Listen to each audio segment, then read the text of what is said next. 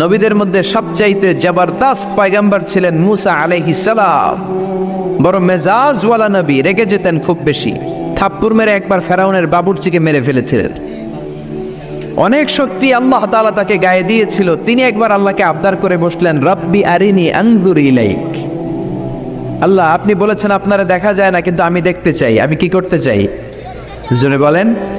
আল্লাহ বললেন, লান তারানি, never you can see me, never you can see me. তুমি আমাকে দেখতে পাবে না, কারণ আমাকে দেখা যায় না। সাইয়েদনা মুসা বললেন, আমি দেখতে চাই। আল্লাহ বললেন, দেখা যায় না। মুসা বলে, দেখতে চাই। আল্লাহ বললেন, দেখা যায় না। মুসা আলাইহিস সালাম বললেন, কথা বলেন না কেন? আল্লাহ বললেন, মুসা বললেন, আল্লাহ বললেন। মুসা বলে দেখতে চাই, আল্লাহ বলে দেখা যায় না। কিন্তু সাইয়েদনা মুসা আলাইহিস সালাম ছেড়ে দেবার পাত্র নয়, হেরে যাবার পাত্র নয়, পিছু হটার পাত্র নয়। মনে যেটা উঠেছে আদায় করার পাত্র হলো মুসা, ঠিক কি না? উনি বললেন, রব্বি আরিনি আনজুর ইলাইক। আল্লাহ, আপনি আমারে দেখা দেন, আমি দেখতে চাই। আল্লাহ বললেন, লান তারানি, never you can see me. ওরে মুসা, এই বায়না ধরো না, আমারে তো দেখা যায় না। এই পৃথিবীর চামড়ার চক্ষু দিয়ে আমাকে দেখা যাবে না। মুসা বললেন, আমি দেখেই ছাড়ব। আল্লাহও বুঝাতে পারেন না, মুসাও ছাড়েন না। অবশেষে নবীর আবদার রব্বুল আলামিন শুনতে রাজি হলেন। আল্লাহ বললেন, মুসা, আগামীকাল অমুক সময়ে গোসল করে ওযু করে তুর পাহাড়ে চলে আসবা। তুমি যখন দেখতেই চাও, আগামীকাল তুর পাহাড়ে চলে এসো। সাইয়েদনা মুসা আলাইহিস সালাম তুর পাহাড়ে চলে এসেছেন, কারণ ওনার ফিলিংস আমাদের ফিলিংস একরকম নয়। আমরা কি আল্লাহর কথা শুনি? জোরে বলেন। কিন্তু ওয়া কাল্লামাল্লাহু মুসা তাকলিমা, উনি আল্লাহর কথা শুনতেন। তো ওনার চিন্তা হচ্ছে, যার কথাটা এত সুন্দর, না জানে উনি দেখতে কত। সুবহানাল্লাহ বলবেন না? আল্লাহ বললেন, মুসা, আগামীকাল আসো, তুর পাহাড়ে আসো। সাইয়েদনা মুসা আলাইহিস সালাম তুর পাহাড়ের উপর চলে গেলেন। আল্লাহ বললেন, মুসা, এটা যেন তেন কোনো খেলা না। আবার তোমারে জিজ্ঞেস করতে চাই, আসলেই তুমি দেখতে চাও কিনা? মুসা আলাইহিস সালামের এক কথা এক দাবি, দেখতে চাই। এক কথা এক দাবি, সেটা কি? আমি দেখতে চাই খোদা, আমি দেখতে চাই আপনাকে। আল্লাহ বললেন, মুসা, এটা সাধারণ খেলা নয়, এটা বিপিএল এর খেলা নয়, এটা আইসিসি নয়, এটা ফিফার খেলা নয়, এটা মুসার সাথে বিশ্ব গভর্নমেন্টের খেলা, ঠিক কিনা? এটা সাধারণ খেলা না, it's a very dangerous game. তুমি যদি স্টার্ট করো, you have to go until the last moment. শেষ পর্যন্ত তোমাকে যেতে হবে, ঠিক কিনা? মুসা আলাইহিস সালাম এক পায়ে খাড়া। সাইয়েদনা মুসা বললেন, আমি রাজি। আল্লাহ বললেন, ওকে, তাহলে খেলা শুরু করে দিলাম। ও মুসা, তুমি দাঁড়িয়ে থাকো, খেলা এখন শুরু হয়ে যাবে। রব্বুল আলামিন মুসা আলাইহিস সালামের চারিদিকে অন্ধকার করে দিলেন। কি করে দিলেন? চারিদিকে 4 ফারসাক এলাকা, 1 ফারসাকে 12 মাইল, 4 ফারসাকে অনেক লম্বা একটা জায়গা, 3 × 36 কিলোমিটার জায়গা আল্লাহ অন্ধকার করে দিলেন। ঘুটঘুটে অন্ধকার, এত অন্ধকার সাইয়েদনা মুসা আলাইহিস সালাম নিজের হাতটাও নিজে দেখে না। এবার মনের মধ্যে একটু ভয় চলে আসছে, কোনো আওয়াজ নাই, অন্ধকার। এবার মনের মধ্যে ভয় এসেছে, কিন্তু আল্লাহকে দেখতে চায়। ওই নেশায় এখন অন্তরের মধ্যে কিছু সাহস আছে না নাই? সাহস নিয়ে দাঁড়িয়ে আছেন। এবার আল্লাহ চারিদিকে আলোকিত করে দিলেন। এবার বললেন, মুসা, আরো কিছু কাজ আছে। তোমার চারদিকে 4 ফারসাক এরিয়ার মধ্যে কোনো প্রাণী থাকতে পারবে না, কোনো মশা থাকবে না, মাছি থাকবে না, ইঁদুর থাকবে না, ব্যাঙ থাকবে না, পাখি থাকবে না। সবগুলো পশু আর প্রাণীকে বললেন, আল্লাহ বললেন, তোমরা বাইরে চলে যাও, বাউন্ডারির বাইরে চলে যাও। বাংলাদেশের সাথে ইন্ডিয়ার খেলা, আপনারা দর্শক মাঠে ঢুকতে পারবেন? বলেন, ঢুকলে খেলা হবে? খেলাটা হবে। আল্লাহ বললেন, সবাই বাইরে চলে যাও। সব বাইরে চলে গেল। এবার আল্লাহ বললেন, মুসা, তোমার 2 কাঁধের মধ্যে 2 ফেরেশতা আছে না নাই? কিরামান, তাদেরকেও বাইরে পাঠানোর দরকার আছে না নাই? আল্লাহ বললেন, তোমরাও 4 দিক থেকে বাউন্ডারি দেয়া এরিয়ার বাইরে তোমরা চলে যাও। এবার রব্বুল আলামিন বললেন, আল্লাহর স্পেশাল সিকিউরিটি ফোর্স ফেরেশতাকে তোমরা 4 দিকে বাউন্ডারি দাও। স্পেশাল সিকিউরিটি ফোর্স ফেরেশতা কাদের সাথে কাঁধ লাগিয়ে, পায়ের সাথে পা লাগিয়ে 4 দিকে একটা বাউন্ডারি দিলেন। চিল্লায়ে বলেন, আল্লাহু আকবার। এবার সাইয়েদনা জিব্রাইলকে আল্লাহ বললেন, ও জিব্রাইল, তুমিও ঢোকার চেষ্টা করো না, তুমিও বাইরে চলে যাও। সুবহানাল্লাহ। সাইয়েদনা জিব্রাইল বলে, আল্লাহ, আমাকে তৈরির পর থেকে, আমাকে রূহ দেওয়ার পর থেকে আজ পর্যন্ত তোমারে আমি দেখি নাই। সিদরাতুল মুনতাহা হলো আমার লাস্ট বর্ডার। ওই বর্ডারে কান লাগিয়ে তুমি যা বলো শুনি, ওই কথাগুলো নবীদের কাছে পৌঁছে দেয়, এটাই আমার ডিউটি। আজ পর্যন্ত আমিও তোমারে দেখি নাই, তোমার নূর এখনো দর্শন লাভ করি নাই, আমিও দেখতে চাই। আমার ভাই মুসার সাথে আমাকেও দেখতে দাও। আল্লাহ বললেন no no, this game is between Musa and me. এটা মুসার সাথে আমার খেলা, তোমার তো খেলা নাই, ঠিক কি না? জিব্রাইল তুমিও বাইরে চলে যাও। সাইয়েদনা জিব্রাইলও বাইরে চলে গেলেন। এবার একেবারে গ্রাউন্ড রেডি, স্টেডিয়াম রেডি। এবার খেলা হবে। খেলা কি হবে? জোরে বলেন কি হবে? মুসা আলাইহিস সালামের বিশ্ব গভর্নমেন্ট, আল্লাহর সাথে খেলা। আল্লাহ বললেন মুসা তুমি উপরের দিকে তাকাও। সাইয়েদনা মুসা আলাইহিস সালাম উপরের দিকে তাকালেন, দেখলেন প্রথম আকাশ দেখা যায়, তারপরে দ্বিতীয় আকাশ, তৃতীয় আকাশ, সব দেখতে আরম্ভ করলেন। প্রথম আকাশ, এটা বিশাল একটা area, it's a big space, we can't imagine. এটা কত বড় আমরা কল্পনাও করতে পারি না, বিশাল। হাতি, সূরাতুল ফিল আছে না নাই? সবচেয়ে ছোট্ট সাইজের প্রাণী পিঁপড়া, পিঁপড়ার নামে সূরা আছে না নাই? সূরাতু আন-নামাল। এরপর মাকড়সার 8 পা, মাকড়সার নামে আছে না নাই? সূরাতু আল-আনকাবুত। মৌমাছি, মৌমাছির নামে আছে না নাই? সূরাতু আন-নাহাল। নারীদের নামে আছে না নাই? নারীদেরকে আমরা পছন্দ করি বেশি, ঠিক কিনা?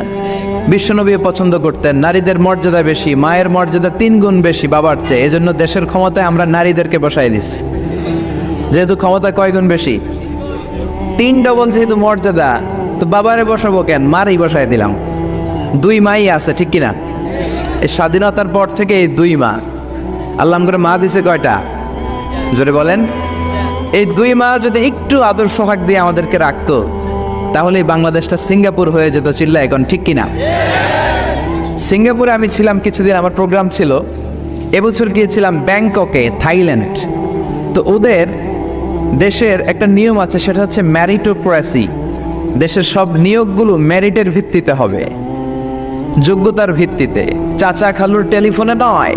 কিন্তু আমাদের দেশে মামা খালুর ফোনে চাকরি আছে না নাই?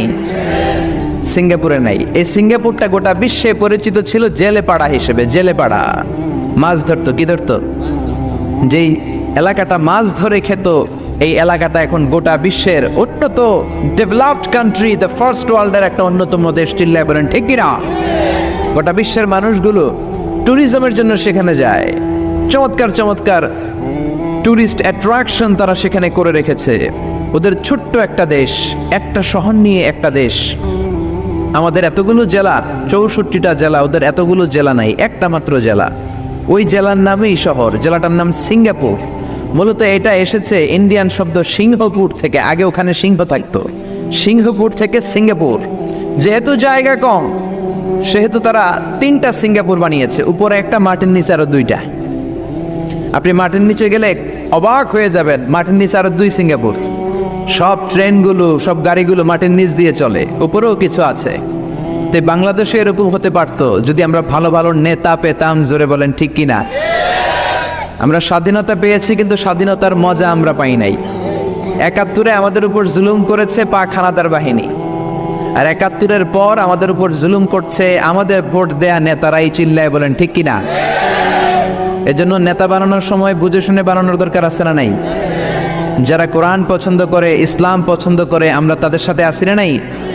আপনি কোরআন নিয়ে যদি রিসার্চ করেন অবাক হয়ে যাবেন। মানুষের নামে আল্লাহ সূরা দিলেন, প্রাণীর নামে সূরা দিলেন, চাঁদের নামে সূরা দিলেন, সূর্যের নামে সূরা দিলেন। কি অবাক করা কাণ্ড! দেশগুলো হচ্ছে 30 ভাগ আর সাগর হচ্ছে 70 ভাগ। চিল্লায় বলেন আল্লাহু আকবার। তার মানে এই পৃথিবীর তুলনায় কত ছোট্ট একটা জায়গায় এই সূর্যপুরে আমরা বসে আছি। কত নগণ্য আমি, কত ক্ষুদ্র আমি, কত ছোট্ট আমি, ঠিক কিনা? এই পৃথিবীটা হচ্ছে আমাদের সৌরজগতের অনেকগুলো গ্রহের মধ্যে থেকে ছোট্ট সাইজের একটা গ্রহ। এই যে সূর্যের আলো আমরা প্রতিদিন পাই, যেটার আলো প্রায় 8 মিনিট 20 সেকেন্ড ব্যয় করে আমাদের দিকে আসে, সেকেন্ডে 1,86,000 মাইল বেগে। এই সূর্যটা এত বিশাল পৃথিবীর চাইতে 13 লক্ষ গুণ বড়। আরো আসতে বলেন সুবহানাল্লাহ। সূর্যই কি পৃথিবীর সবচাইতে বড় সাইজের তারা? নো, সূর্যের চেয়েও অনেক বড় তারা আছে। ব্যাটেলজিউস নামে একটা তারা আছে, যেই তারাটা, যে সূর্য পৃথিবীর চেয়ে 13 লক্ষ গুণ বড়, ওই ব্যাটেলজিউস তারা সূর্যের চেয়ে 33 কোটি গুণ বড়। তার মানে এই না ব্যাটেল জিউসি পৃথিবীর সবচেয়ে বড় তারা। সূর্যের পরে পৃথিবীর সবচেয়ে কাছের তারার নাম হচ্ছে প্রক্সিমা সেন্টরাই, তারপরে আলফা সেন্টরাই এ, আলফা সেন্টরাই বি, এটা ক্যারিনা, ব্যাটেল জিউস, এরকম করতে করতে এক একটা তারা বিশাল বড়। এই সবগুলো তারা মিলে আমাদের গ্যালাক্সি। আমাদের গ্যালাক্সিতে অনেকগুলো তারা। আমাদের গ্যালাক্সির নাম হচ্ছে মিল্কি ওয়ে। এর মানে এই নয় মহাবিশ্বে মাত্র একটা গ্যালাক্সি। বিজ্ঞানীদের ধারণা প্রথম আকাশের নিচে প্রায় 400 বিলিয়ন গ্যালাক্সি রয়েছে। চিল্লায় পড়ে আল্লাহু আকবার। এরকম হাজারো গ্যালাক্সি নিয়ে আমাদের ইউনিভার্স, এরকম হাজারো ইউনিভার্স গোটা বিশ্বে আছে না নাই? এই সবগুলোকে প্রথম আসমানের নিচে রেখে আসমানটাকে সুশোভিত করেছে কে? সাইয়েদনা মুসা আলাইহিস সালাম প্রথম আসমানের দিকে তাকালেন, ওনার চোখের পাওয়ার বাড়িয়ে দিল কে? উনি এই গ্যালাক্সি দেখতে আরম্ভ করলেন, ব্ল্যাক হোল দেখতে আরম্ভ করলেন, ইউনিভার্স গুলো দেখতে আরম্ভ করলেন, ডিফারেন্ট ল অফ নেচার নিয়ে যত ইউনিভার্স আছে তিনি দেখলেন। তারপরে দ্বিতীয় আকাশ, একটার চাইতে আরেকটা বড়, একটার চেয়ে আরেকটা বড়। আমরা কিন্তু প্রথম আকাশ দেখি না। নাসার বিজ্ঞানীরা আজীবন গবেষণা করেও প্রথম আকাশের নাগালে যেতে পারবে না। তারা যেখানে যায় এটা হচ্ছে প্রথম আকাশের মহাশূন্য। এটা কি? প্রথম আকাশের মহাশূন্য, তারপরে প্রথম আকাশ, তারপরে দ্বিতীয় আকাশের মহাশূন্য, তারপরে দ্বিতীয় আকাশ, তারপরে তৃতীয় আকাশের মহাশূন্য, তারপর তৃতীয় আকাশ। একটার চাইতে আরেকটা বড়। কত বড়? বিশ্বনবী বললেন তোমার হাতের আংটিটা, কোনটা?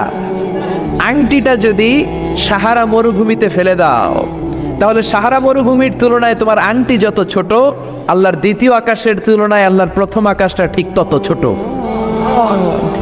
এভাবে তৃতীয় আকাশ আরো বড়, চতুর্থ আকাশ আরো বড়। সাইয়েদনা মুসা আলাইহিস সালাম দেখলেন 7 আকাশ দেখলেন।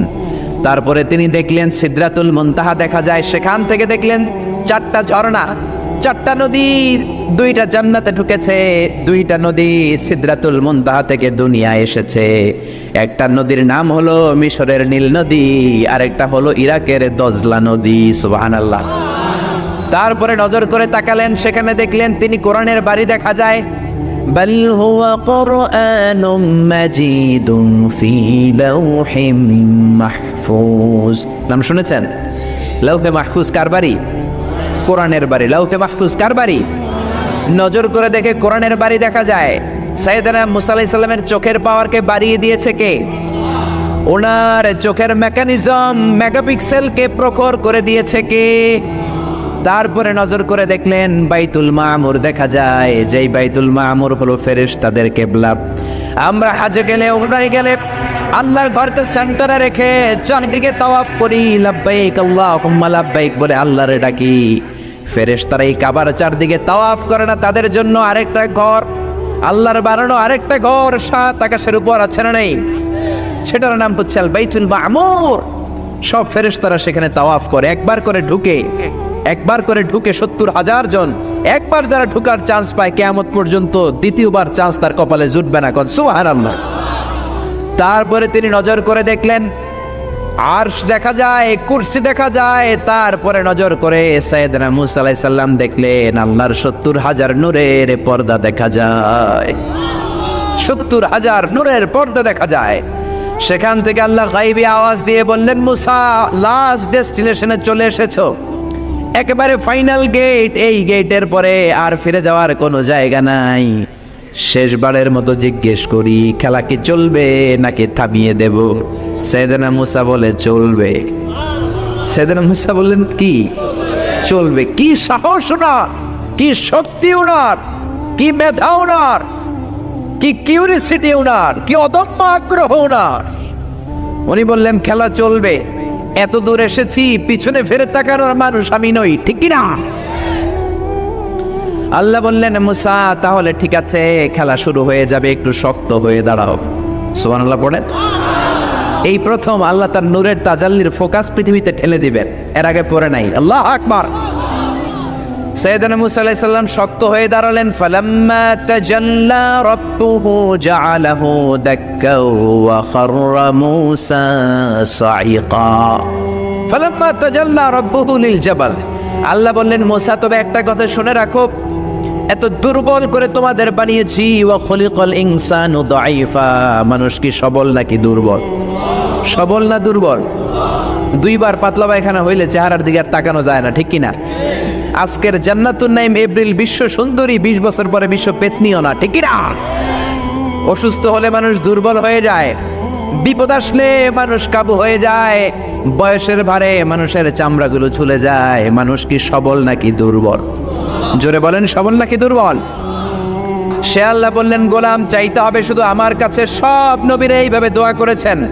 সাইয়েদনা ঈসা আলাইহিস সালাম দোয়া করেছেন, আল্লাহ আপনার কাছে আমি দোয়া করি আমারে আপনি শেষ নবী বানায়া দেন। কোন নবী? জোরে বলেন, এটা কি সম্ভব? কারণ শেষ নবী একজন আছে না নাই? কি নাম? সবাই বলেন কি নাম? মুহাম্মদ সাল্লাল্লাহু। আল্লাহ বললেন, না না, উল্টা পাল্টা আবদার করো না, ওই নবুয়তি দিয়ে দেয়া হয়েছে। ঈসা বললেন, ওকে। আমি পড়েছি ইনজিলের মধ্যে ওই নবীর উম্মতদের এত মর্যাদা, বনি ইসরায়েলের অনেক নবীর চাইতে নাকি উম্মতে মুহাম্মাদের মর্যাদা অনেক বেশি হবে। আল্লাহ শেষ নবী আমাকে বানালেন না, ওকে, কিন্তু আমার উম্মতকে ওই উম্মত বানান। আল্লাহ বলেন, নো, ওইটাও দেয়া হয়ে গেছে। পাবে কে? বিশ্বনবী পাবে। বিশ্বনবীর উম্মত আমরা হলাম উম্মতে মুহাম্মাদি। আমাদের মধ্য থেকে যারা আলেম হবে, হক্কানি আবেদ হবে, আল্লাহর ওলি হবে, বনি ইসরায়েলের অনেক নবীদের চাইতেও তাদের মর্যাদা বেশি হয়ে যাবে। সুবহানাল্লাহ। এবার উনি চোখের পানি ছেড়ে দিলেন। আল্লাহ দোয়া করলাম আমার শেষ নবী বানান, বানালেন না। দোয়া করলাম আখিরি উম্মত আমারে দেন, আমারে দিলেন না। এবার আমি দোয়া করি, এই দোয়া কিন্তু ফেলতে পারবেন না। আল্লাহ বললেন, করো করো। সাইয়েদনা ঈসা বললেন, আল্লাহ তাহলে আপনি আমাকে এই পৃথিবীর মধ্যে ওই নবীর উম্মত করে আরেকবার দুনিয়াতে পাঠানো লাগবে। সুবহানাল্লাহ। কবুল করে নিল কে? পৃথিবীতে একজন নবী এখনো মরে নাই। কি নাম? ঈসা আলাইহিস সালাম। উনি আসবেন ইমাম মাহাদির 7 বছর যখন হবে, তার গভর্নিং 7 বছর চলে যাওয়ার পরে আসবেন। ঈসা আলাইহিস সালাম যখন আসবেন, এসে দাজ্জালকে, অ্যান্টি খ্রাইস্টকে নিজ হাতে হত্যা করবেন। চিল্লায় বলেন ঠিক কিনা? এটা ছিল ঈসা নবীর দোয়া। এবার বিশ্বনবী কোন দোয়া করেছেন জানার দরকার আছে না নেই? বিশ্বনবী বলেন, লিকুল্লি নবীন দাওয়াতুন মুস্তাজাবা। প্রত্যেক নবীর জন্য একটা করে দাওয়া মুস্তাজাবা আছে। আলেম যারা আছেন তারা বুঝবেন, দাওয়া মুস্তাজাবা মানে এমন দোয়া যেটা কবুল হয়ে যায়। দোয়া করলেই, কথা বলেন, দোয়া করলেই কবুল। এরকম দোয়া রব্বুল আলামিন সব নবীকে একটা একটা করে দিয়েছেন। ওই দোয়াটা করলেই সেকেন্ডের মধ্যেই কবুল করে দেয় কে? সব নবী ওই দোয়া দুনিয়াতেই করে ফেলেছে। বিশ্বনবী বললেন, লিকুল্লি নবীন দাওয়া মুস্তাজাবা। সব নবীর জন্য একটা স্পেশাল দোয়া আছে, দাও বিহা, যেই দোয়াটা নবীরা দুনিয়াতেই করে ফেলেছে। ওয়া ইন্নী আখতাবিউ দাওয়াতি শাফাআতান লি উম্মতি ইয়াউমাল কিয়ামাহ। আল্লাহু আকবার।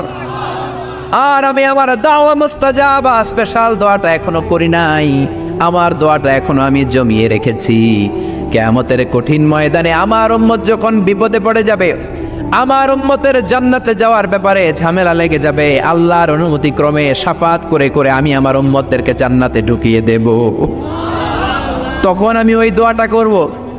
বিশ্বনবী সেজদায় পড়ে থাকবেন কিয়ামতের ময়দানে। সব নবীরাও বলবে, ইয়া নাফসি ইয়া নাফসি। কেউ যখন আল্লাহর কাছে যেতে পারবে না, সবাই মিলে বিশ্বনবীর কাছে যাওয়ার পরে বিশ্বনবী তখনও মাথা তুলবেন না। বিশ্বনবী কপাল ঠুকে কেঁদে কেঁদে বলবেন, রব্বি হাবলি উম্মতি। ও আল্লাহ, আমার উম্মতকে আপনি মাফ করে দেন। সুবহানাল্লাহ। আল্লাহ বলবেন, নবী ইরফা রাসাক, মাথা উঠান। সাল তুতা, আজকে যা চাইবেন তাই দিব। ইশফা তুশাফা, যারাই শাফাত করবেন আমার অনুমতি ক্রমে কবুল করে নিব। সুবহানাল্লাহ। বিশ্বনবী চাইলে ওই দোয়াটা দুনিয়াতেই করতে পারতেন অন্য নবীদের মতো, ঠিক কিনা? অন্য নবীরা যেমনি নিজেদের প্রয়োজনে ওই দোয়াটা দুনিয়াতেই করেছে, আমার নবীকে ওই রকম করেছে নাকি? তার মানে আমার নবীর আমাদের জন্য মায়া বেশি না কম? আমার জন্য রেখে দিয়েছেন ওই দোয়াটা, আপনার জন্য রেখে দিয়েছেন দোয়াটা, আমাদের জন্য দোয়াটা রেখে দিয়েছেন। আমরা যখন কিয়ামতের ময়দানে বিপদে পড়ে যাব, বিশ্বনবী দোয়া করে করে আমাদেরকে জান্নাতে ঢুকিয়ে দিবেন, ঠিক কিনা? বিশ্বনবী দুনিয়াতে কম আঘাত সহ্য করেন নাই। যেই লোকটার বাইরের চামড়া থেকে রগ দেখা যেত, রগের ভেতর দিয়ে যে রক্তগুলো দৌড়াদৌড়ি করে সেটাও দেখা যেত। সুবহানাল্লাহ। পৃথিবী এত সুন্দর মানুষ দেখে নাই। ওই লোকটাকে পাথর মেরে মেরে তায়েফের ময়দানে রক্তাক্ত করা হয়েছে 3 বার। আমি দেখে এসেছি এবার জায়গাটা। একবার আহত হলেন, আবার পড়লেন, আবার পাহাড়ের কাছে গেলেন, আবার মারা হলো, আবার পাহাড়ের ওই পাশে গেলেন, আবার মারা হলো। 3 বার পাথর মারা হলো। বিশ্বনবী নিজের কোনো প্রয়োজনে, নিজের স্বার্থের জন্য যান নাই, তায়েফবাসীদের জান্নাত নিশ্চিত করার জন্য, তাদের ভালোর জন্য, তাদেরকে দাওয়াত দেওয়ার জন্য গিয়েছেন। তারপরও মাইর আসারা নাই, তখনও বিশ্বনবী দোয়া করেন নাই। ওই দিন যদি দোয়া করতেন, আল্লাহ তায়েফবাসীদেরকে আপনি শেষ করে দেন, সেকেন্ডের মধ্যে পুরো তায়েফকে পাউডার করে দিতে পারতো কে? উহুদের ময়দানে তীর এসে বিশ্বনবীর দাঁতের মধ্যে বিঁধে গেল, ঝরঝর করে রক্ত ঝরলো। ওই কঠিন দিনেও বিশ্বনবী ওই দোয়াটা করেন নাই, ঠিক কিনা? বদরের ময়দানে 313 জন সাহাবী নিয়ে বিশ্বনবী চোখের পানি ছাড়ছেন। আবু বকর বলেন, ইয়া রাসূলুল্লাহ, ইয়া হাবিবাল্লাহ, মাথা উঠান, আপনি এমন ভাবে দোয়া করেছেন, আমার মন সায় দেয়, আমার মন বলে আজকের দোয়া আল্লাহ ফেরাবে না, ওঠেন। বিশ্বনবী চাইলে ওই জন্য বলতে পারতেন, কুরাইশদেরকে আল্লাহ আপনি নাস্তানাবুদ করেন, করে দিত কে? প্রচন্ড ক্ষুধার সময় বিশ্বনবী যখন মক্কায় কেঁদে কেঁদে হয়রান, তখন ওই দোয়াটা করেন নাই, ঠিক কিনা? 3 বছর আত্মীয় স্বজন সহ শিয়াবে আবু তালেবে জেল খেটেছেন। কয় বছর? জোরে বলেন। প্রথম বছর খেয়েছে ছাগলের গোশত, সবাই ছাগল পালতো, নিজেদের ছাগলের গোশতগুলো খেয়েছে। দ্বিতীয় বছর কোনো ছাগল নেই, ছিল ছাগলের রোদ্রে শুকানো চামড়াগুলো পানিতে ভিজিয়ে ভিজিয়ে চামড়া খেয়েছে। তৃতীয় বছর ছাগলের চামড়াও নাই, কি নাই? তৃতীয় বছর ছাগলের চামড়াও নেই, ছিল গাছের বাকল, গাছের পাতা। শিয়াবে আবি তালেবে বিশ্বনবী গাছের পাতা খেয়ে, গাছের চামড়া খেয়ে জীবন ধারণ করেছেন। বিশ্বনবীর এলাকার লোকগুলো, মুমিনগুলো কেঁদে কেঁদে হয়রান। তখনও যদি বিশ্বনবী দোয়া করতেন, কবুল করত কে? মদিনায় দুর্ভিক্ষ, কোনো খাবার নাই, বিশ্বনবীর পেটে কোনো খাবার নাই, কোনো দানা পানা পড়ে নাই। বিশ্বনবীর কলিজার টুকরা নাতি হাসান আর হোসাইনের পেটেও কোনো খাবার নাই। বিশ্বনবীর কলিজার টুকরা ফাতেমার পেটে কোনো খাবার নাই। চাইলে বিশ্বনবী তখন দোয়াটা করতে পারতেন না? বিশ্বনবী মসজিদে নববীতে জোহরের নামাজ পড়ে হাসান হুসাইনকে দেখতে গেলেন, যে দেখে ফাতেমা রান্না করে। আসলে কি রান্না করে? চুলার মধ্যে পাতিল দিয়ে পানি গরম করে আর হাসান হুসাইনকে বুঝ দেয়, ঠিক কিনা? বিশ্বনবীর পায়ের আওয়াজ শুনে ঘুমন্ত হাসান আর হুসাইন জেগে গেল। দৌড়ে এসে নানাজিকে ঝাপটে ধরে ডেকে বলে, নানাজি, গতকাল কেন দেখতে আসলেন না? আজকে দুপুর হয়ে গেল, বিকেল হয়ে যাচ্ছে, এখন বুঝি আপনি দেখতে আসার সময় হলো? বিশ্বনবী বললেন, হাসান হুসাইন, এই তো এইমাত্র জোহরের নামাজ পড়ে আসলাম, তোমাদের খোঁজ খবর নিতে এসেছি। হাসান আর হুসাইন বলল, কি খোঁজ খবর নিবেন? খোঁজ খবর নেওয়ার আগে একটা বিচার করে দেন। বিচার? আপনি তো আহকামুল হাকিমিন, সব চাইতে বড় বিচারকের সব চাইতে বড় নবী, ইনসাফওয়ালা নবী। আপনার কাছে বিচার দিয়ে কেউ কোনোদিন বিচারে ঠকে নাই, ঠিক কিনা? আপনি একটা বিচার করেন। বিশ্বনবী বললেন, কিসের বিচার? হাসান বলে, নানাজি, আপনার মেয়ের নামের বিচার, ফাতেমার নামের বিচার। বিশ্বনবী বললেন, ও হাসান, আমার মেয়ে ফাতেমার আবার কি বিচার? কি অপরাধ আমার ফাতেমার? হাসান হুসাইন চোখের পানি ছেড়ে দিয়ে ডেকে বলে, নানাজি, আপনার মেয়ে আমাদেরকে খাবার দেয় না কেন? খাবার দেয় না কেন বিচার দিলাম। গতকাল সারাদিন বলেছে রাত্রিবেলা খাবার দিবে, রাতে খাবার দেয় নাই। আমাদেরকে বলেছে তোমরা ঘুমিয়ে যাও, আমি রান্না করি, সকালে দিব। ঘুমিয়ে গেলাম, সকালবেলায় খাবার চাইলাম, আপনার মেয়ে ফাতেমা তখন আমাদেরকে খাবার দেয় না। দাদা, আমরা ছোট্ট 2টা মানুষ ক্ষুধার জ্বালায় বেহুশ হয়ে যাই, আর সহ্য করতে পারি না, আপনার মেয়ে খাবার দেয় না। দুপুর হয়ে গেল, 2 জনে কান্নাকাটি করে, আপনার মেয়ে এখন পর্যন্ত আমাদেরকে খাবার দেয় নাই। আমরা 2 জন তো আর সহ্য করতে পারি না, কেন আপনার মেয়ে আমাদের সাথে এমন করে? আপনার কাছে বিচার দিলাম, আপনি বিচার করেন। বিশ্বনবী আর কি বিচার করবেন? ধা ধা করে বিশ্বনবী চোখের পানিগুলো ছাড়েন। হুসাইনকে জড়িয়ে ধরলেন, হাসান রে জড়িয়ে ধরলেন, ডেকে বললেন, হাসান রে, কাছে আয়। বিশ্বনবী শাম দেশের জুব্বা পরতেন, শাম দেশের জুব্বাটা উপরের দিকে উঠালেন, হাসান রে দেখালেন, এই তো দেখ, তোর নানার পেটের মধ্যে 3টা পাথর বাঁধা।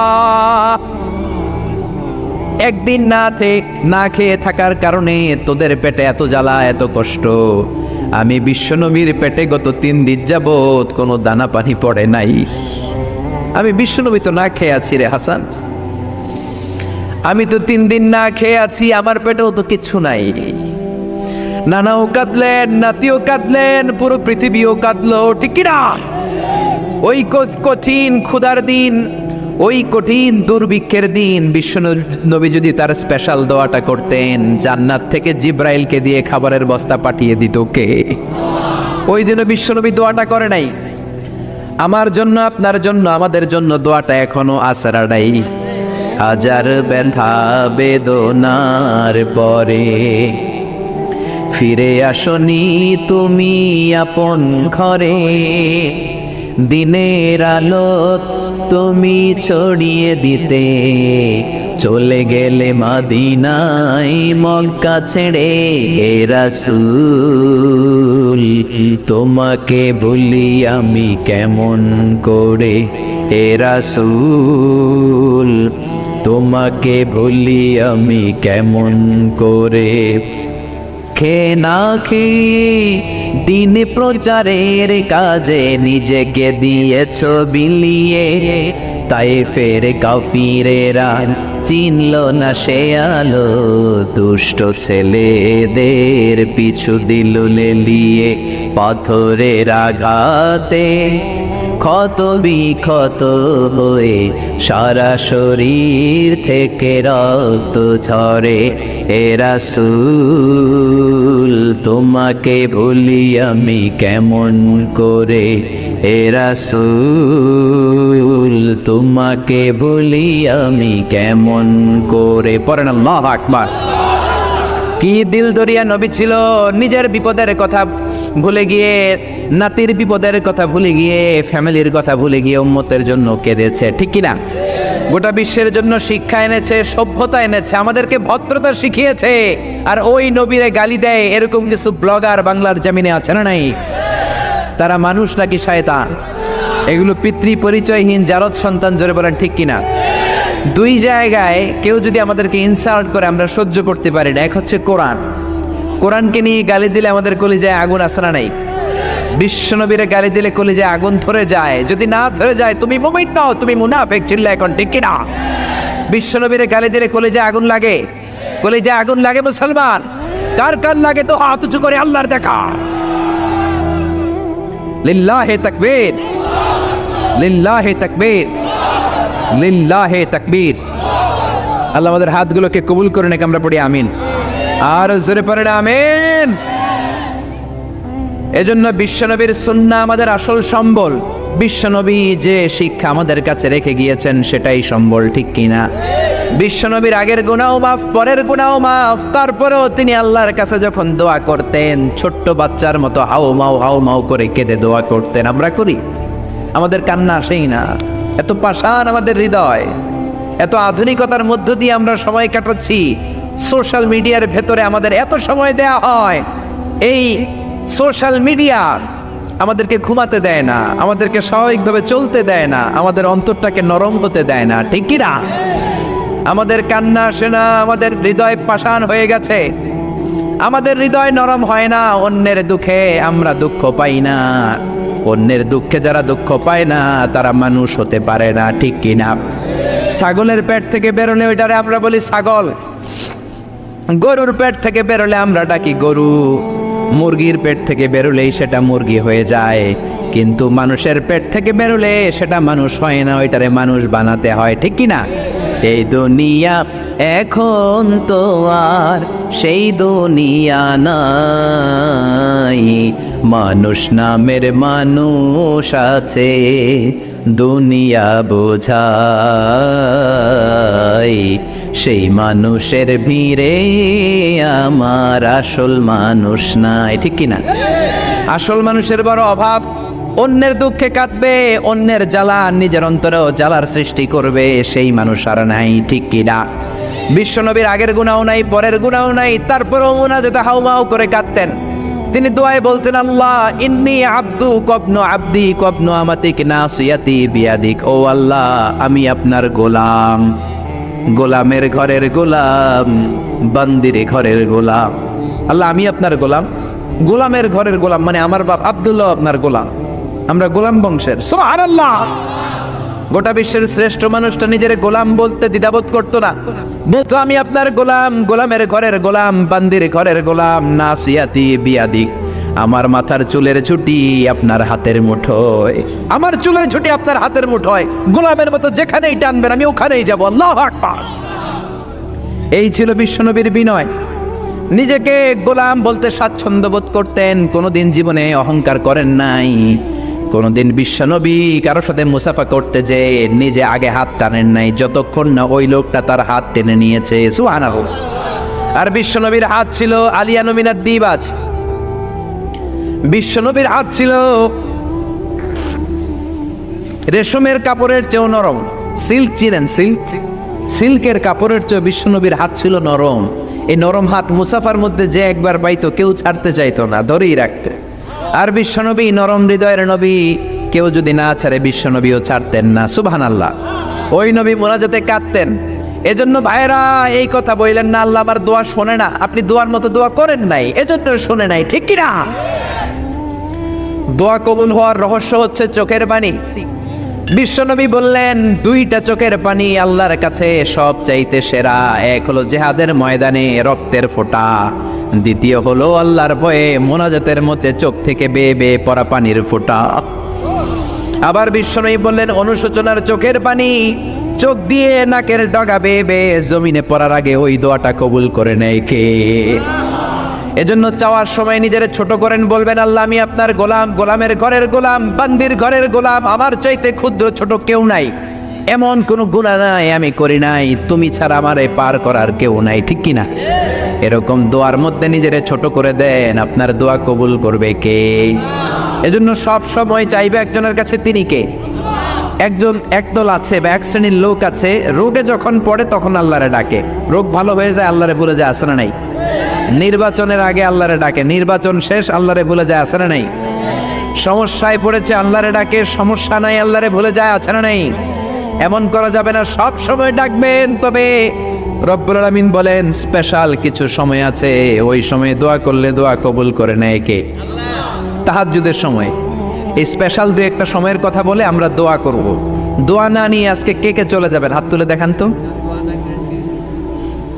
থাকবেন সবাই? দোয়া করে যাবেন? অল্প 2-1 মিনিট কথা বলে আমি এখন দোয়ার দিকে যাব। ওয়াদা করেছেন বসে থাকবেন। ওয়াদার খেলাফ করা কি মুমিনের আলামত না মুনাফিকের?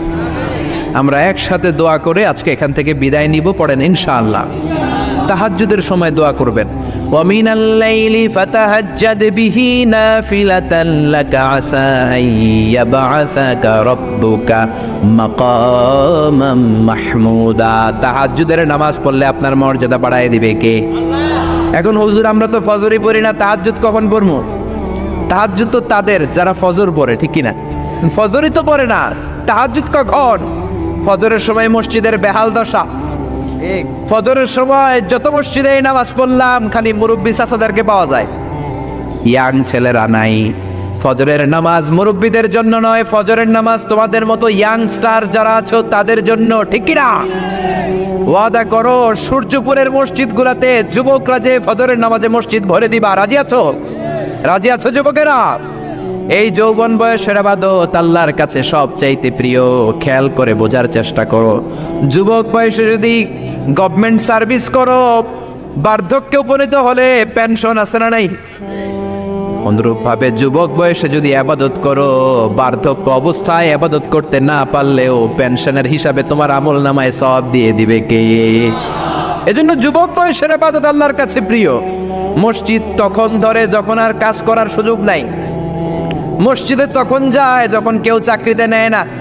মসজিদে তখন যায় যখন ঘরের কেউ তার সাথে কথা বলতে চায় না, মানে বয়স হয়ে গেছে 70। তখন দাড়ি রাখে যখন শেভ করতে গেলে হয় গাল কাটবে নয় ব্লেড ভাঙবে, ঠিক না? এজন্য যুবক বয়সে মসজিদে যাও। এখন তোমাদের রক্ত গরম, যা চাও তোমরা তাই করতে পারো। যেই মুরব্বী বাবাদের দাড়িগুলো পাকা হয়ে গিয়েছে তারাও তোমাদের মতো ওই বয়সটা পার করে এসেছে, ঠিক কি না? দুদিনের দুনিয়া, অল্প কয়েকটা বছরের ব্যবধানেই তোমার চুল পাকতে শুরু করবে। তোমার এই রক্ত গরম শরীরটাও ঠান্ডা হয়ে যাবে। তোমার আশেপাশে আর কেউ ঘুরবে না, কেউ তোমারে ডাকবে না, কেউ তোমারে গুনবে না। চিল্লায় বলেন ঠিক কি না? এজন্য কিয়ামতের দিন বিশ্বনবী বলেন বনি আদম 5টা প্রশ্নের উত্তর না দিয়ে কেউ পা নাড়াতে পারবে না। এর মধ্যে একটা প্রশ্ন হলো, যৌবন বয়সটা তুমি কেমন কাজে লাগিয়েছো? যৌবন বয়সে কি ইসলামের পক্ষে স্লোগান দিয়েছো নাকি রাম আর বামপন্থীদের দলে গিয়েছো? ঠিক কি না? যৌবন বয়সে কি তাফসির মাহফিলে গিয়েছো নাকি মমতাজের গানের কনসার্টে গিয়েছো? যৌবন অবস্থায় তুমি কি কোরআনের অর্থ পড়েছো, ইসলামী সাহিত্য পড়েছো নাকি চটি বই পড়েছো? ঠিক কি না? পাই টু পাই কিয়ামতের দিন জিজ্ঞেস করবে কে? চিল্লায় বলেন কে? এজন্য তাহাজ্জুদের অভ্যাস করেন। যারা তাহাজ্জুদ পড়ে তাদের চেহারায় একটা আলাদা গ্লেস আছে। লোকটা কালো হলেও, যদি কালো রঙের লোক হয়, একটা গ্লেস আছে। আমার অনেক কালো বন্ধু আছে। আমি মিশরে পড়েছি, students of more than 100 nationalities, we use to study, stay and dwell in the same place. 100টারও বেশি দেশের ছাত্র থাকতাম। আমার অনেক আফ্রিকান বন্ধু ছিল, কুচকুচে কালো, তেল তেলে, কিন্তু কালো হলেও চেহারা একটা সৌন্দর্য আছে না নাই? এজন্য কালো মানুষও যদি তাহাজ্জুদ পড়ে চেহারায় নূর বাড়িয়ে দিবে কে? 2 নম্বরে হলো আযান আর ইকামতের মাঝখানে যদি দোয়া করে, ওই দোয়া কবুল করে কে? এটা অনেকে জানে না। আযান দিয়েছে, মসজিদে গিয়েছে, সুন্নত নামাজ পড়ে বসে আছে, কখন ইকামত হবে, আরো 5 মিনিট বাকি, মাথা চুলকায়, আছে না নাই? মোবাইল টেপাটেপি করে, ফেসবুকিং করে, ঘড়ির দিকে তাকায় আছে, ঘড়ির কাঁটাও ঘুরে, ওর মাথাও ঘুরে, আছে না নাই? তো বসে থাকবা কেন তুমি? 5 মিনিট সময় আছে, চাইতে হবে কার কাছে? বাজারে যাওয়ার সময় যেমনি আপনি লিস্ট করে নিয়ে যান, এটা লাগবে ওটা লাগবে, মসজিদে যাওয়ার সময় মোবাইলের টুকি নিয়ে যান, কাগজের টুকি নিয়ে যান। আল্লাহ আমার সুন্দরী বউ লাগবে, বউ দাও, দিবে কে? এই বেটা, দিবে কে? নেককার বিবি লাগবে, দিবে কে? গোল্ডেন এ প্লাস পেতে চাই, দিবে কে?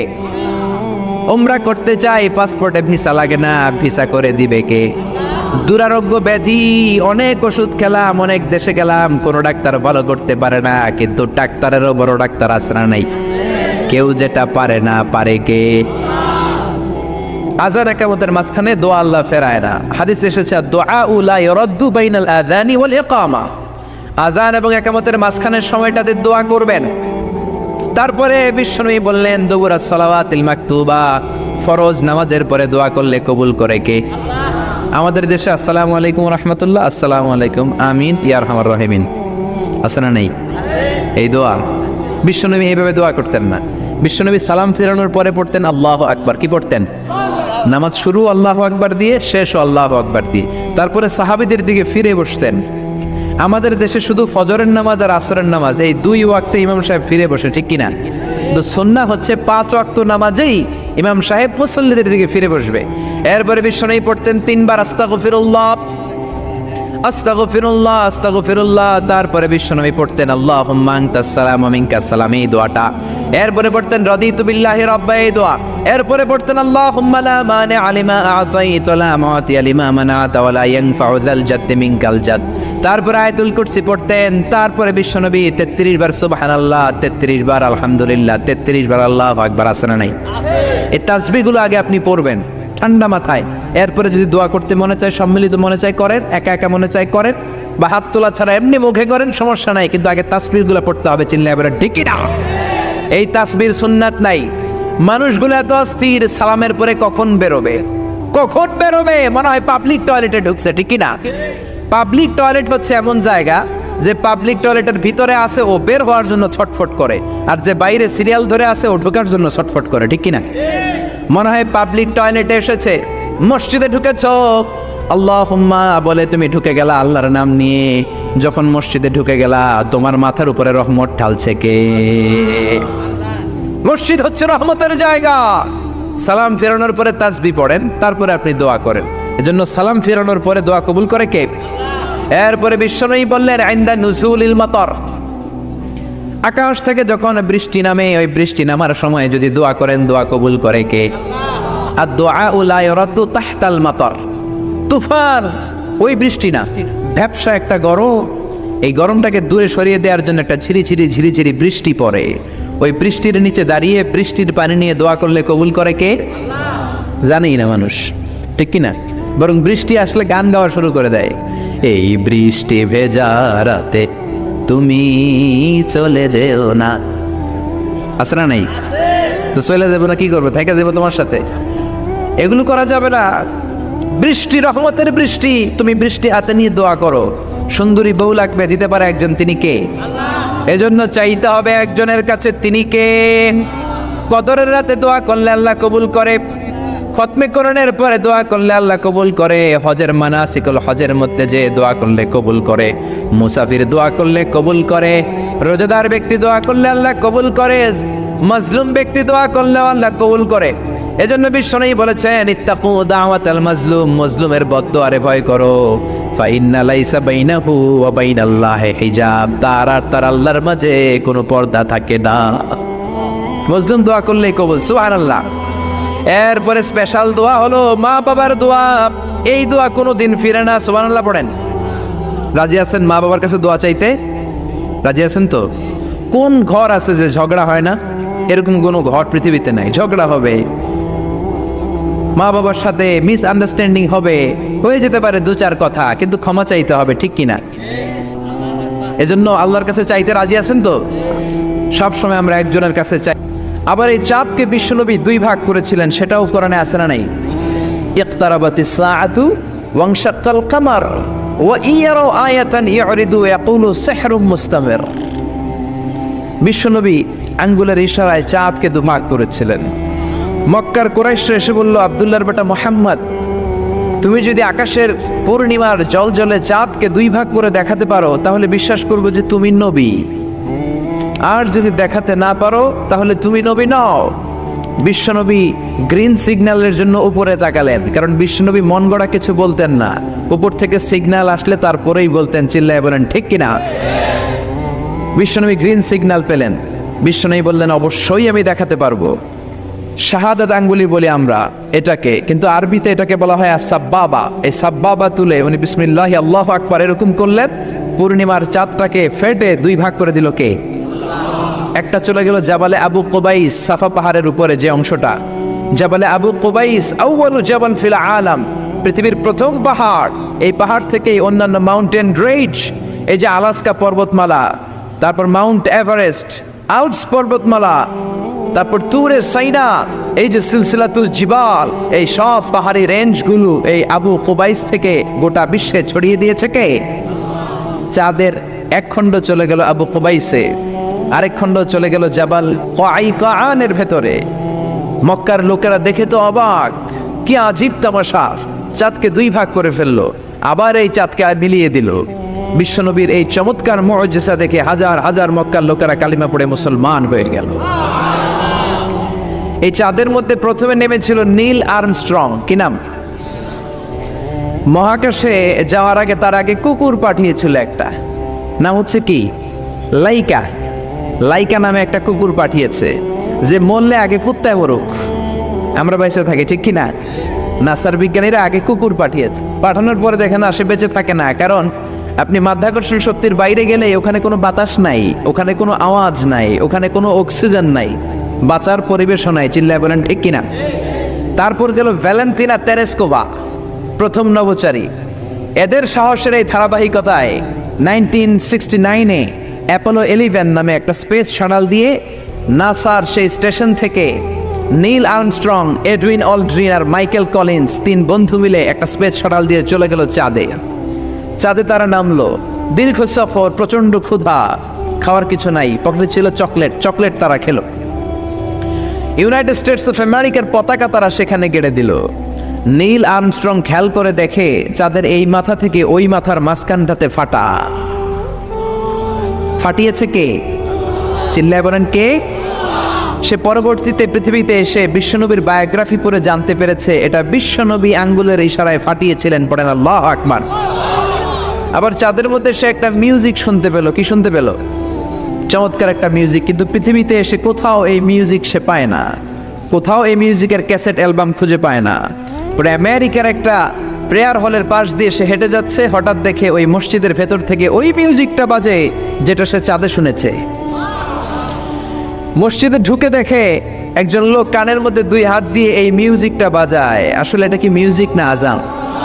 চিল্লায় বলেন মিউজিক না আজান?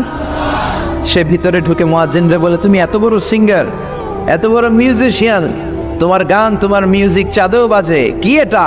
সে বলল, এটা গান নয়, এটা মিউজিক নয়, এটা হচ্ছে আজান। চিল্লায় বলেন ঠিক কিনা? সে আজানের ধ্বনি আজও আছে না নাই? কিন্তু এক দলের আজানের ধ্বনি ভালো লাগে না, এরকমও আছে না নাই? কোরআন ভাল লাগে না, আছে না নাই? ইসলাম ভাল লাগে না, আছে না নাই? বিশ্বনবীকে গালি দেয়, এরকম আছে না নাই? বিশ্বনবী গোটা বিশ্বকে শিখিয়েছে সভ্যতা, সংস্কৃতি, সিভিলাইজেশন। এই মহান মানুষটিকে যারা গালি দেয় এরা মানুষ নয়, এরা পশু, এরা পিতৃ পরিচয়হীন জারদ সন্তান। চিল্লায় বলে ঠিক কিনা? আপনি ব্রিটিশ মিউজিয়ামে যদি ঢুকেন দেখবেন সাদা পাথরের ফলকে লেখা as a father, as a teacher, as a law giver, as a law maker, as a reformer of the society, Muhammad is the superman of the world. চিল্লায় বলেন আল্লাহু আকবার। স্বামী হিসেবে, পিতা হিসেবে, নেতা হিসেবে, সমাজ সংস্কারক হিসেবে মুহাম্মদ হচ্ছে এই পৃথিবীর একজন সুপারম্যান। এজন্য বিশ্বনবীকে যারা গালি দেয় এরা মানুষের কাতারে পড়তে পারে না। চিল্লায় বলেন ঠিক কিনা? আল্লাহ এদেরকে হেদায়েত দান করুক, আমরা পড়ি আমিন। আর জোরে পড়েন আমিন। আমি সূরাতুল বাকারার 186 নম্বর আয়াত তেলাওয়াত করেছি। আল্লাহ সেখানে বলছেন ওয়া ইযা সাআলাকা ইবাদি আন্নী ফাইন্নী করিব। ও নবী, আমার বান্দারা যখন আমার ব্যাপারে জিজ্ঞেস করে যে আমি কোথায়, আপনি বলে দেন ফাইন্নী করিব, নিশ্চয়ই আমি কাছে। আল্লাহ কি কাছে না দূরে? আল্লাহ যদি তৌফিক এনায়েত করেন শেষ পর্যন্ত এই আয়াতের আলোকে আপনাদের সাথে কি করে আল্লাহকে ডাকতে হয়, কেমন করে প্রার্থনা করতে হয়, কেমন করে মুনাজাত করতে হয়, সে বিষয়ে কিছু কথা শেয়ার করব ইনশাআল্লাহ। সবাই পড়েন ইনশাআল্লাহ। ওয়া ইযা সাআলাকা ইবাদি, যখন বান্দারা জিজ্ঞেস করে আপনাকে আমার ব্যাপারে, আন্নি ফাইন্নী করিব, আপনি বলে দেন নিশ্চয়ই আমি কাছে। বোঝা গেল আল্লাহ আমাদের কাছে। চিৎকার করে বলেন আল্লাহ কাছে না দূরে? কাছে না দূরে? ওয়া নাহনু আকরাবু ইলাইহি মিন হাবলিল ওয়ারিদ। আল্লাহ বলছেন হাবলুল ওয়ারিদ, তোমার ঘাড়ের যে রগ আছে এই রগের চেয়েও বেশি কাছে। তুমি তোমার যত কাছে তোমার রব তার চাইতেও তোমার বেশি কাছে। ঠিক কি না? এখন এই যে হুজুর আমার কাছে, হুজুরকে দেখা যায় কি যায় না? উনি আমার কাছে, দেখা যায় কি যায় না? আল্লাহ বললেন আমি তোমাদের কাছে, কিন্তু আল্লাহকে কি দেখা যায়? জোরে বলেন। এখন কাছে হলে তো দেখা যাওয়া উচিত ছিল, ঠিক কি না? কিন্তু আল্লাহকে দেখা যায় না। দেখা যায়? কেউ দেখেছেন? পিছনের কেউ দেখেছেন? কেউ আমরা দেখি নাই। লা তুদরিকুল আবসার ওয়া হুয়া ইউদরিকুল আবসার ওয়া হুয়াল লাতীফুল খাবীর। তাকে দেখা যায় না, তাকে ধরা যায় না, তাকে ছোঁয়া যায় না, তাকে না দেখে বিশ্বাস করে নিতে হয়। চিল্লায় বলেন ঠিক কি না? কেমন করে আপনি তাকে দেখবেন? আপনি তো নিজেকেই দেখেন নাই। আপনি কি আপনার নিজেকে দেখেছেন?